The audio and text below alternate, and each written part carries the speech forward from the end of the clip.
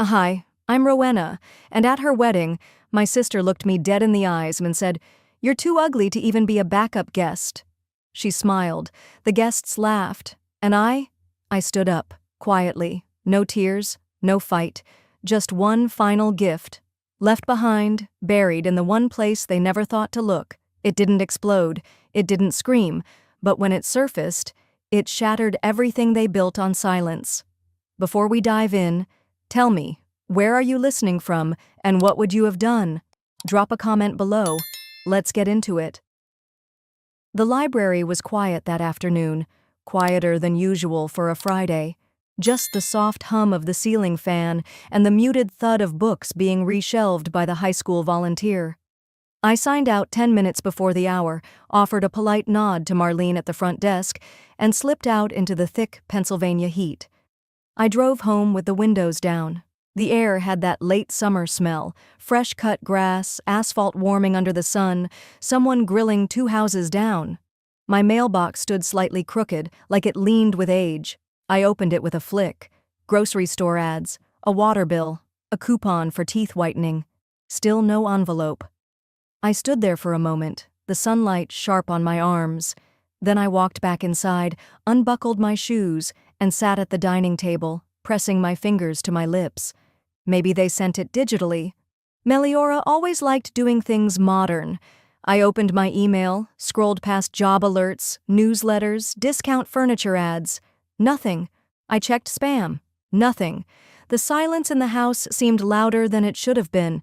I had told myself not to expect it, but some foolish, rusted part of me still had. After all, I helped raise her. When our mom was sick, I did the driving to school, to dance recitals, to orthodontist appointments. When Dad passed, I took that weekend job at the bookstore so Meliora wouldn't have to skip prom. And yet, nothing. The clock ticked past 5. I stood, filled a glass of water, and took my phone off the charger. I stared at Mom's name for a while before pressing call. She picked up on the 3rd ring. "Hello." "Hi, it's me." A pause. "Rowena, I know." Her voice wasn't warm. It hadn't been in years. "I was just wondering if, maybe, my invitation to the wedding got lost in the mail?" A beat. Then she said, like reading from a script she didn't believe in, "We didn't want to make Meliora uncomfortable." "Uncomfortable? It's going to be a high-profile crowd, honey. You understand." "No, I don't." My throat tightened. "I raised her. That's when another voice came on the line, crisp and sugary. "Rowena? Oh, you're still on?" Meliora didn't wait. "You wouldn't even make a decent backup guest." She laughed, high-pitched and cruel. "Seriously, don't show up. It's my big day and I don't need you standing there looking like you wandered in from a PTA fundraiser." I didn't speak. Couldn't. My hand began to tremble. I hit end without another word. The silence that returned was thick, heavy, not empty, but full of everything I didn't say. I stood motionless for a while, just breathing. The sun had started dipping outside. My shadow stretched across the floor like it didn't want to be there either. I walked to the hallway, opened the 2nd drawer of my writing desk. Inside was something wrapped in faded blue silk, frayed at the edges from years of being folded and refolded. I unwrapped it slowly. A small black velvet box sat in my palm. I didn't open it. Not yet. I just looked at it and said softly, "Then, let this be my gift." There was no anger in my voice, just a kind of stillness. I put the box back carefully and sat down at the computer. Booked a room at a modest inn near the wedding venue. One night. No guests. I wasn't going to crash her wedding. That would be petty. I had something else in mind. The clock blinked 7:42 p.m. as I closed my laptop. The ice in my water glass had melted completely. Outside, crickets had begun their chorus. Inside, the only thing louder than the quiet was the decision I'd made. I never planned to walk into her wedding, but I was going to leave something behind that she'd never forget. The car ride from my house to the inn took just under 20 minutes. I barely noticed the hills rolling by or the houses shrinking into farmland. My hands were still resting on the steering wheel when I pulled into the small gravel lot.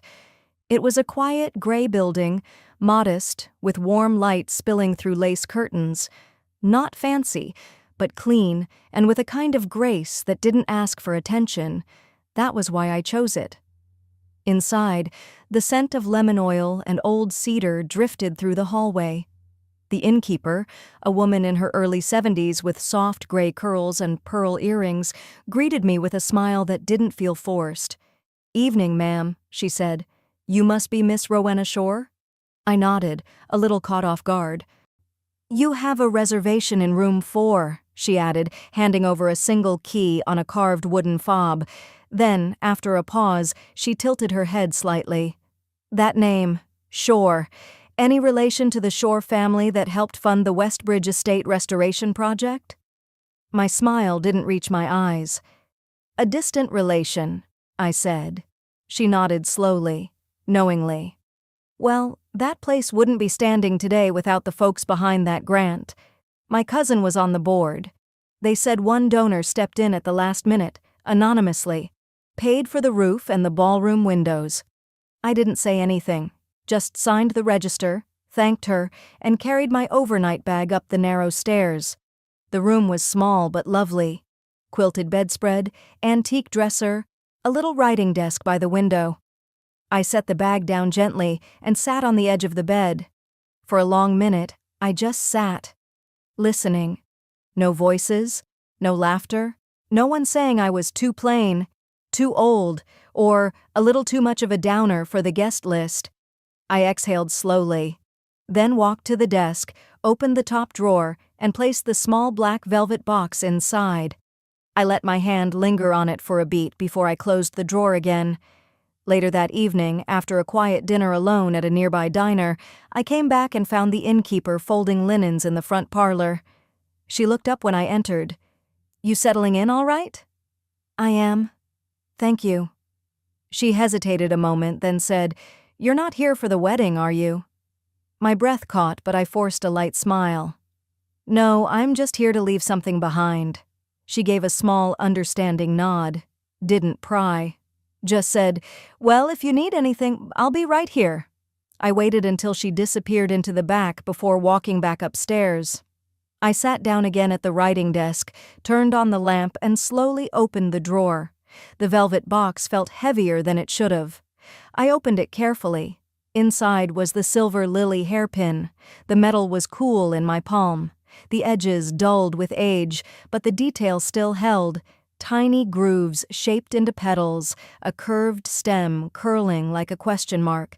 My father gave it to me when I turned 14. It was the only time he ever told me I looked beautiful. I remember the exact words, "You're my lily girl, not loud, but steady, the kind that blooms once and lasts all season." That night, I wore it in my hair when I helped Meliora get ready for her first school dance. She had borrowed my dress, my shoes, my perfume, and when she looked at herself in the mirror, she whispered, "You don't mind, do you? You don't really need all this."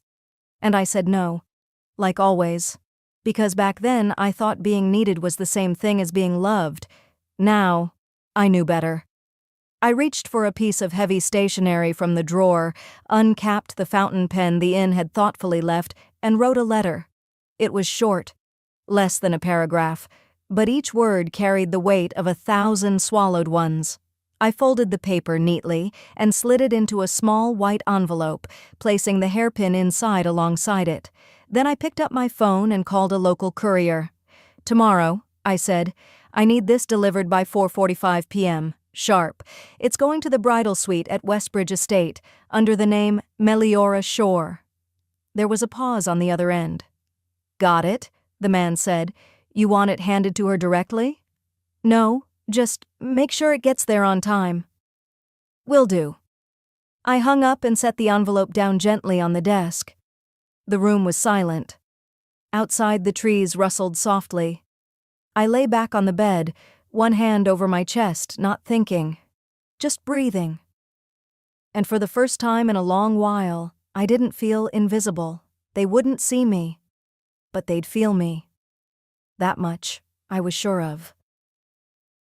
I didn't stay long at the inn that morning. The air inside had turned heavy. not because of the scent of fresh linens or the faint pine from the wood polish, but because of what I'd just done. I'd sealed up part of my past in a white envelope and trusted a stranger to deliver it. That weight, that quiet, loaded stillness, clung to me like damp fabric. I needed a place to think, somewhere no one would recognize me, not even accidentally. So, I drove to the little coffee house near the edge of town, one of those places with hand-painted mugs and creaky wooden floors that held secrets better than people did. I ordered a plain drip and settled into a corner where the windows let in the morning sun, but didn't expose me to the world outside. Across the room, I caught the familiar lilt of a voice, one of those thin, high-pitched tones that always seemed to carry above a crowd. Guests from the inn. I recognized the floral print of the bridesmaid robes from the check-in desk earlier. "That's her great-grandma Edith," one woman said, pointing at a tablet screen. "See? The slideshow is going to scroll like this at the reception, all the way from the 1800s to today." Curiosity tugged at me. I wasn't proud of it, but I leaned just enough to see. They tapped through portraits, sepia-toned couples holding hands, soldiers in uniform, Sunday best snapshots. Then came color photos, my parents' wedding, Meliora as a baby in our father's arms, high school cheer photos, graduation, and then nothing. No me. My chest tightened, but I didn't react. Not on the outside. They'd replaced the last family photo I remembered being in. It was one from when I was 10, holding Meliora, chubby, gurgling, in her pink polka dot dress. I had on a matching one, hand-sewn by Mom. We were standing in the old backyard, summer light pouring over us. That photo used to hang by the hallway bathroom, right next to the thermostat. I used to catch glimpses of it when brushing my teeth. But over the years, as Meliora got more influential, the house changed. The hallway got repainted, the frame vanished, and now, so had I. They hadn't removed me by legal document. They hadn't shouted it to the world. They'd done something colder, quieter. They'd written me out of the story they told others about themselves. I sat there for a while, letting the ice in my coffee melt. My phone buzzed. "Hi, is this Rowena Marin?" the woman asked, cheerful, oblivious. "Yes." "This is Lottie from Petal and Thread, just confirming the centerpieces for Saturday's delivery. Lavender hydrangeas, blush peonies, silver vases. You approved those last week, yes?" I blinked. "I'm sorry? The wedding for Meliora Marin? You're listed as the primary contact. You got our 15% loyalty discount since you've ordered from us before, just making sure nothing's changed." My name, my account, my discount. I stared out the window, watching a bluebird land on the stone wall just beyond the parking lot. Its wings flickered once, twice, and then it flew off. I spoke slowly, without raising my voice. "Please cancel the order. Rowena Marin does not approve." There was a pause. Then Lottie asked, gently, "Would you like a cancellation number?" "Yes, please." I wrote it down on the napkin next to my coffee cup, folded it, and tucked it into my purse like it was something sacred. An hour later, I parked near the local courier service, not a chain, just a tiny shop tucked between a shoe repair and a tax office. The air inside was dry and smelled faintly of toner and tape. "Scheduled delivery?" the clerk asked. I nodded, handing her the white envelope. "This needs to be hand-delivered to the bride at 4:45 p.m. tomorrow, before the first dance." She glanced at the time, then at me. "Cutting it close, but we'll make it happen." She slid the envelope into a padded sleeve and asked me to fill out a short form. I kept it simple, no dramatic instructions, just a destination, a name, and a deadline. I took the receipt and the tracking code. It felt like a thread tying my hand to that moment, like I was sending part of myself into enemy territory, wearing no armor, but with purpose. I didn't cry on the way out. There was no need. Because this wasn't about wanting to be invited. This was about not being erased. They wrote me out of their story, but I'd written the final line. The gravel crunched under my boots as I followed the trail behind the inn. A soft breeze stirred the leaves above, carrying the distant hum of music and clinking glass. I kept my pace even, steady. I didn't need to be there to be seen, but I would be felt, like the final period in a sentence no one expected to end. At exactly 4:45 p.m., just as the first notes of a warm-up string melody floated out from the banquet tent, a concierge in a pressed maroon blazer stepped through the side entrance.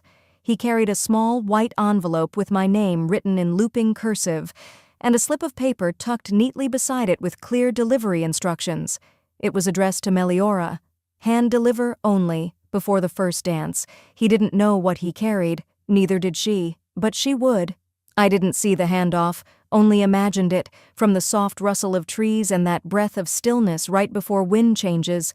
I'd walked this same path when we were younger, collecting smooth stones and pretending they were diamonds. Now that girl didn't exist anymore, not to them. Inside the venue, I imagined her glow. Camera ready, wrapped in silk and champagne light, surrounded by people who saw her the way she begged to be seen. And then the envelope came. Her hand paused mid-reach for her bouquet, fingers brushing against the soft paper. Her smile faltered, not because anyone had said anything, but because of the handwriting. Mine. It had always been the same. Rounded letters, slanting left. Dad said it looked like my grandmother's. Steady, quiet, not flashy. And Meliora, for all her grandeur, had always paused when she saw it. She didn't open the envelope right away. Of course she didn't. Not in front of anyone. But the moment came quickly. Too quickly. The band struck a few soft chords. The guests' chatter mellowed to a hum. Plates were being cleared. Her fiancé leaned in to whisper something, but she barely heard. And then, under the table, beneath the linen, she slid her thumb beneath the seal. My voice didn't reach the speakers in that ballroom, but it spoke to her, line by line, through the folds of the letter. I never asked to be beautiful, only to be remembered. Her chest rose stiffly. I knew exactly where she'd pause. This hairpin was a gift from our father, the last one he gave before I dropped out of college to support Mom and help you. I was 23. She was barely 15. I remembered watching her try on prom dresses, too embarrassed to tell Mom none of them felt right. I paid for the blue one, tacked it to my next paycheck and skipped groceries that week. She said I was my father's shadow. I guess she was right. Every dollar you used for this venue's down payment came from the account I set up when I gave you my tax return in 2017. She was graduating college then, struggling, anxious, terrified of looking small. I told her I'd help. I never mentioned I was sleeping on a futon with no heat in winter. She cried when I gave her that check, held it like it was a blessing she didn't deserve. Funny how time edits people. They said I was too plain to be in your world, but your world was built on my silence. She blinked, once, twice, clenched the letter tighter, as if folding it small enough would make it disappear. But I wasn't disappearing. Not this time. The venue, the catering, the gown that shimmered every time she turned, none of it existed without me. Not financially, not symbolically, and I didn't need the spotlight. I needed the truth to sit quietly in her hands, too heavy to ignore. The music swelled as the band played a familiar tune, their strings dancing on memories. The MC's voice called for the bride and groom. Inside, Meliora folded the letter slowly. Her nails, perfectly manicured, pressed each crease down with methodical care. Then she slipped it into the inner pocket of her gown and stood up. Her mother caught her eye. "Everything okay, sweetheart?" Her lips twitched. "I'm fine," she replied, smoothing the front of her dress. "Just need a little air." She said it like someone who didn't want to explain. Like someone who couldn't explain. But she walked anyway, gracefully, like nothing had happened. She took her fiancé's hand as they moved toward the center of the room. He leaned close. "You sure you're all right?" She nodded once. "Of course. It's our night." No one else noticed her fingers trembling, or the slight catch in her throat when the lights dimmed and the first dance began. She smiled, perfectly on cue, because she always knew how to perform. But her steps were just half a beat off, barely, but enough for me to know. Something had landed, and it would sit with her for the rest of her life. I didn't need applause, or revenge, just that moment, and she twirled beneath the chandelier, holding back tears and still pretending she had everything under control. I could see her from where I stood, just beyond the edge of the dance floor, behind a row of flower arrangements they'd placed like barricades. Meliora twirled under the chandelier as though nothing had fractured, but I saw the hesitation in her spin, the barely there twitch of her left hand. She was pretending. And for once, I wasn't. A soft click came from the far side of the room. Marcus was crouched by the piano, lens aimed, posture still. He wasn't part of the glitter. He never had been. He captured it, but stayed outside of it. That's probably why I liked him. He didn't perform.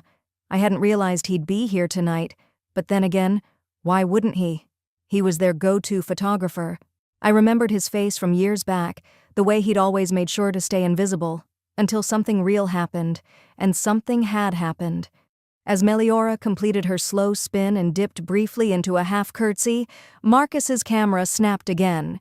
His brows pinched for the briefest moment. Then came another photo, this one with her smile faltering mid-laugh. She dropped the envelope. No one else noticed. But he did.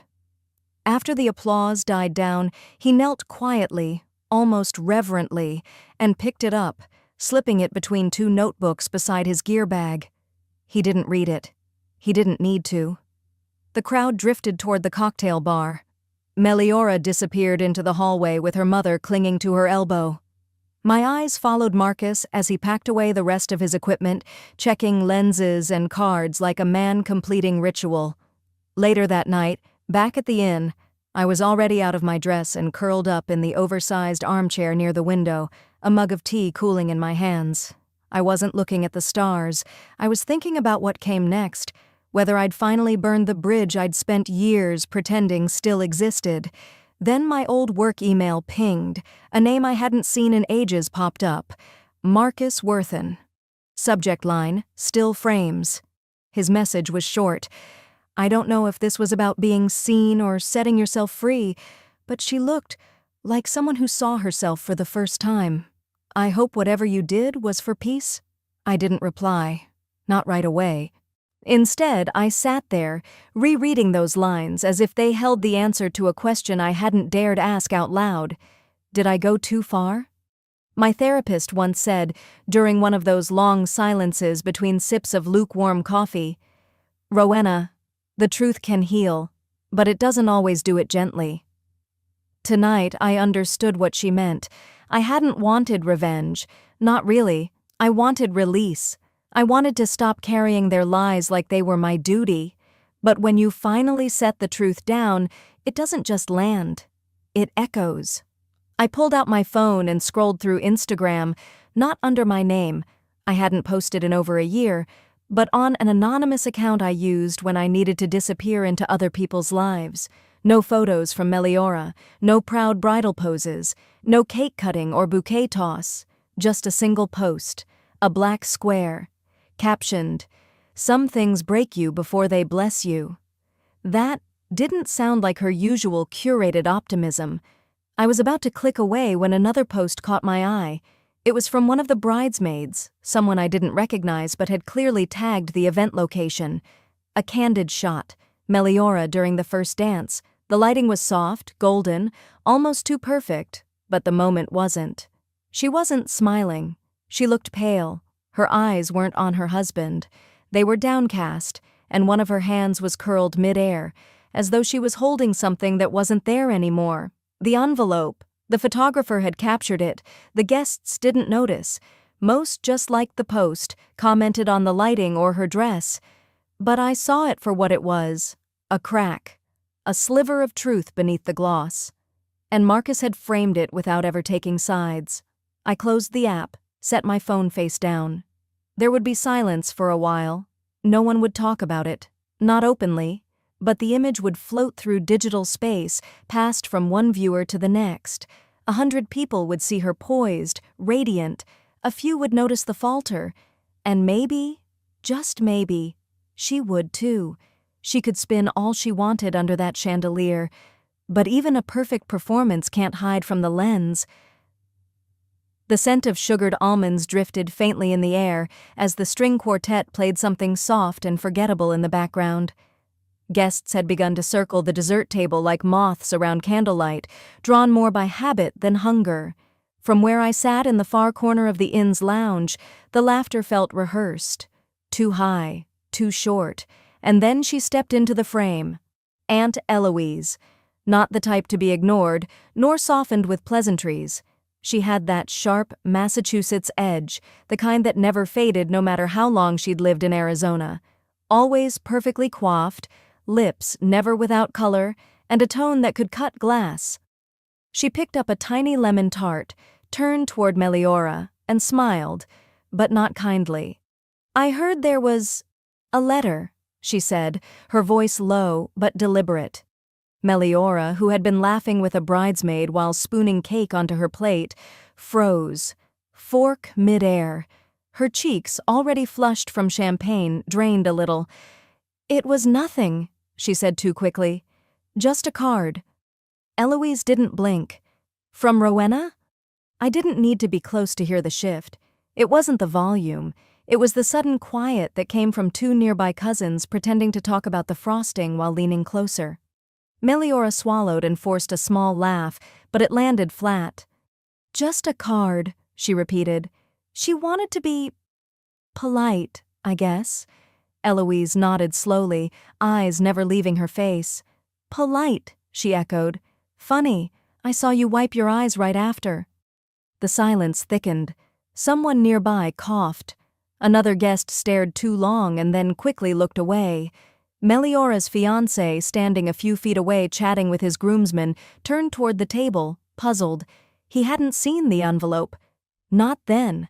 Not when it arrived. Not when Meliora pocketed it like a guilty child. But he heard the name. And just like that, it was out. No shouting. No scene. Just a name. Spoken clearly. Rowena. The name no one dared say today. Until Eloise did. I'd left hours earlier, didn't plan to be seen again, but some truths don't need the speaker to be in the room to echo. As Meliora reached for a napkin, avoiding eye contact, I imagined her hand shaking, the thin veil of her poise slowly slipping. Eloise had always been the one who noticed things others ignored. Years ago, I'd been hiding in the church kitchen after being cut from a family tribute video. My photo, the only one from my graduation, had been accidentally left out. I didn't cry loudly, just sat on a stool behind the fridge, holding my breath, thinking if I sat still enough the hurt would vanish. But she found me. She didn't coddle or fuss. She just sat next to me and said, "Families like to rewrite history, but some of us still remember the first draft." And then she handed me a paper napkin, patted my hand once, and left. That memory had stayed quiet inside me. Until today. Until she stood beside my sister in a sea of designer dresses and rose-scented frosting and simply asked what I already knew. Meliora could fake smiles, decorate pain, and spin her stories however she pleased. But someone still remembered me. And someone else had finally noticed the cracks. Later, when the toasts began, the atmosphere had already shifted. The band played on, but fewer people danced. Conversations were more hushed, glances longer. Meliora stood with her champagne, trying to thank guests. Her voice trembled, not enough to be called out, but enough to be felt. Her fiancé's mother, elegant and steely in navy blue, quietly set her glass down during the second speech and excused herself. She didn't wait for dessert. I caught her walking down the hallway alone, her heels clicking faster than her age suggested. She had seen the envelope too, and maybe, just maybe, she'd realized something about where the money came from. Maybe she was doing the math. I never expected a scene. I knew Meliora too well, she'd never allow one. But you can't iron over everything. People notice when the cake is cut and no one takes seconds. When the band packs up early. When a bride smiles too hard and her eyes beg not to be looked at too closely. The wedding didn't end in chaos. It ended in coldness. The kind you feel in your bones when you realize the picture-perfect moment isn't quite real. That someone pulled the curtain back and for a moment you saw who was pulling the strings. I didn't need to be there. My work was already done. Some stories don't need a narrator anymore, they unfold themselves. And as the final glass was lifted, the final round of cheers mumbled half-heartedly, they toasted to love. But no one raised their glasses to her. 3 weeks had passed since that evening. The flowers had wilted, the band had long been paid, the thank you cards were sent, and Meliora's life, in theory, had moved forward, back into appointments and fittings and discussions about moving in with Marcus. But when the flash drive from the photographer arrived in her inbox, time paused. It was late afternoon. The house was quiet. She curled into the corner of their couch with a blanket over her legs, holding a mug she'd forgotten to sip. As the photos slid past, one glossy image after another, she kept waiting for the one that might make her feel proud, or something, anything. She reached the folder labeled Reception, Full Guest Tables. The thumbnail looked harmless, wide shot, ballroom lighting, white tablecloths, elegant centerpieces, everything matching the brochure they'd picked out months ago. She clicked, and there it was, Table 9, centered in the frame, candlelight reflecting gently off the glassware, 8 chairs filled, laughter, forks in motion, blurred wine glasses lifted, and the 9th seat, right at the end of the row, neatly tucked under the table, no coat on it, no plate disturbed, just one crisp ivory name card, perfectly angled, Rowena Grace. Meliora's throat closed up. She zoomed in, stared at it. The name glowed under the string lights like it had been carved into the table. A placeholder, yes? Decorative, she had told herself, just to balance the visuals. But now, under the permanence of a professional lens, it looked like a gravestone. She sat frozen for at least 10 minutes, the soft hum of the refrigerator the only sound in the room. Marcus had been the one to suggest putting her name there. "It'll look better in the photos," he had said, "for symmetry, for the record." She'd shrugged and agreed. It was just a piece of paper. Except now, it wasn't. Now, it was proof of what had been missing, not just from that night, but from every dinner, every family memory, every moment where Rowena had been present only in body, never in invitation. The next day, the photo surfaced in the family group chat. No one knew who posted it first. Maybe it was Cousin Clay. His caption read, "Guess who didn't show up? Classic." The replies came quick. Aunt Eloise. "She didn't show up because she was never meant to belong." That stopped the chat. Then someone added a screenshot from a 2015 birthday party, Rowena seated off to the side, half cut from the frame. Then another. A Christmas photo with everyone in matching pajamas, except Rowena in regular clothes holding the camera. Then one more. A wedding rehearsal dinner, where she was cropped out entirely. It was like the floodgates opened. And so. Cousins started writing things like, "Honestly, I always thought she was just quiet. Now I wonder if she was just never invited to speak. Remember when she brought dessert to Uncle Joe's and no one touched it? She was always around, but never really in." One by one, the chat grew quieter, then flickered with members leaving. The family narrative, so carefully crafted for generations, had cracked, and no one quite knew what to say. Across the country, I was planting basil.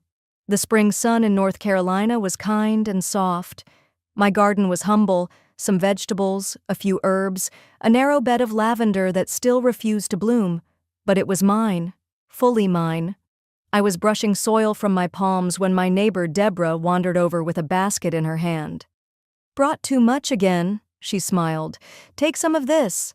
Italian basil, not that store junk. I trimmed from the back. Smells like summer." I laughed, wiping sweat from my brow. "I'll trade you a tomato next week." She leaned on the fence and glanced at the small porch. "You used to be part of a big family, right?" I paused, not stiff, not angry, just thoughtful.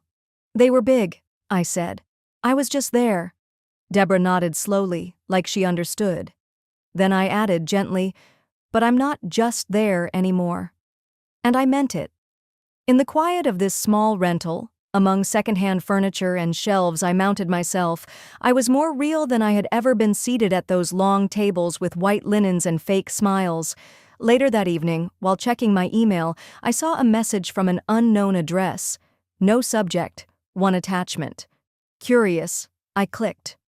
It was that photo, the one from table 9, the card, my name, the empty chair, no text, no explanation.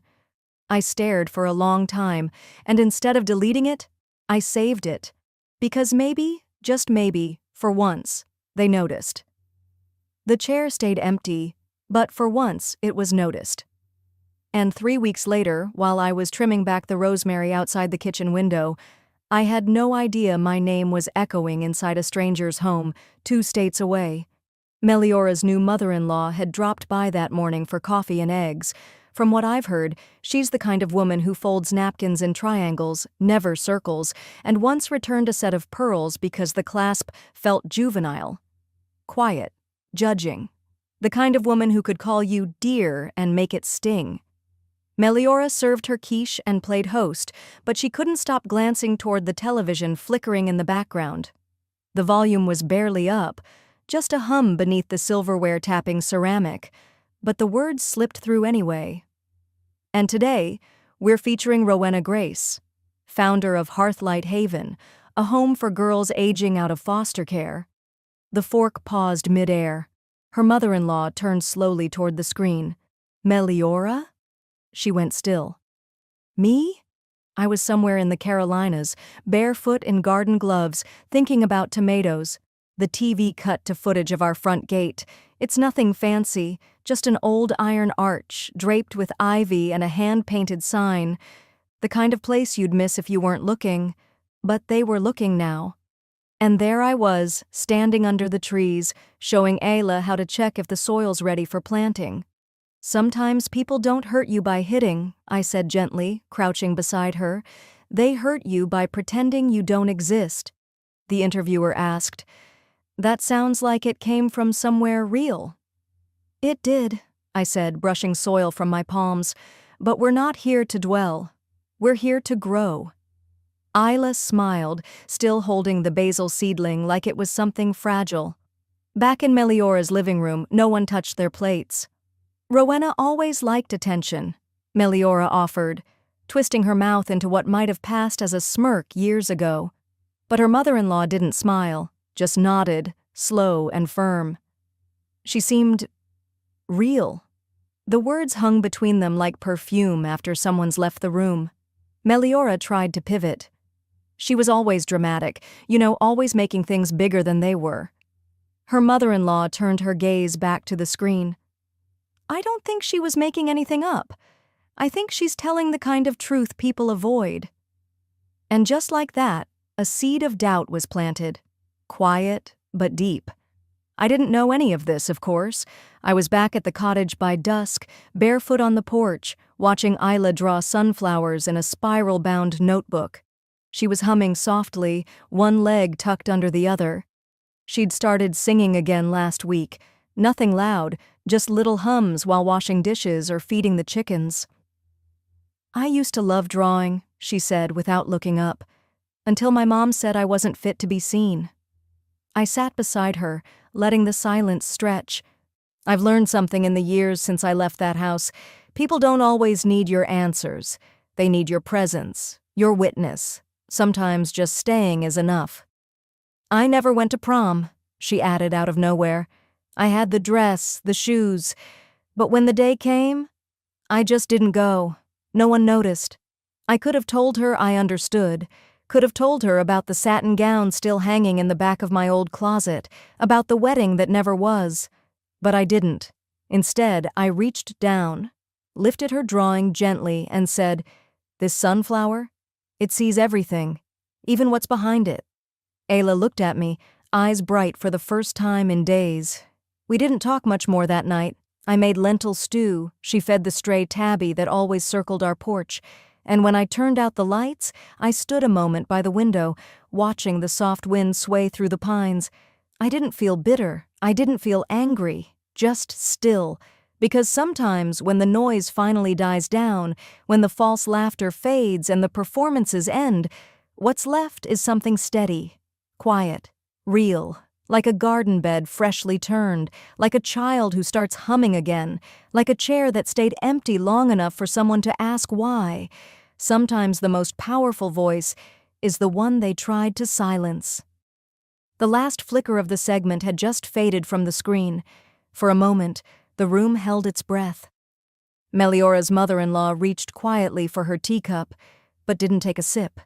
The silence hung like damp cloth. No one moved. I didn't stay to see the rest. I stepped outside into the dusk, the door shutting gently behind me. I knew what had just happened in that room. And more importantly, I knew what would stay with them long after the dishes were cleared and the guest room door closed. 2 days later, while I was at Hearthlight helping Ayla sketch wildflowers into her journal, Meliora stood in her attic, knees stiff from crouching, arms dusty from shifting boxes marked Mimsar and MF Wedding. She'd never unpacked them, never needed to. They were supposed to be keepsakes, not questions. But that day, something made her dig deeper. Maybe it was the voice in her mother-in-law's tone. Maybe it was guilt she hadn't named until then. Either way, she opened a box she'd deliberately avoided for months. Tissue paper, ribbon, a dried bouquet still clinging to the idea of beauty. And then, a padded envelope. Across the front, in careful cursive, "Do not discard." Inside, a single 5x7 photo, no frame, no title, just a note, tucked behind the glossy paper. This frame wasn't meant to be printed, but I kept it. It said more than words. Meliora turned it over, her breath caught. It was table 9. Not the wide-angle shot taken earlier in the evening, the one with smiling faces, glittering glassware, posed joy. No. This one was later, unfiltered, honest. A single shaft of light from the overhead fixture had landed, by sheer coincidence or something else, squarely on the name card at the empty chair. Rowena Grace. The glow hit it like a spotlight. The other place settings around it blurred into shadows, forgotten edges. And suddenly that space, silent, ignored, dismissed, was the most visible thing in the frame. Meliora sat down on the floor of the attic, photo trembling in her hand. For a few minutes, she just stared. Then, with her back against a half-unpacked suitcase, she began to cry. Not the kind of weeping she'd done in front of her husband when the caterer had messed up, or when her dress zipper stuck. This was different, quiet, private. Like her body finally released something it had been holding tight for too long. "I never even asked if you were okay," she whispered. Her husband found her there, knees pulled in. He didn't ask what happened, didn't try to comfort with empty words.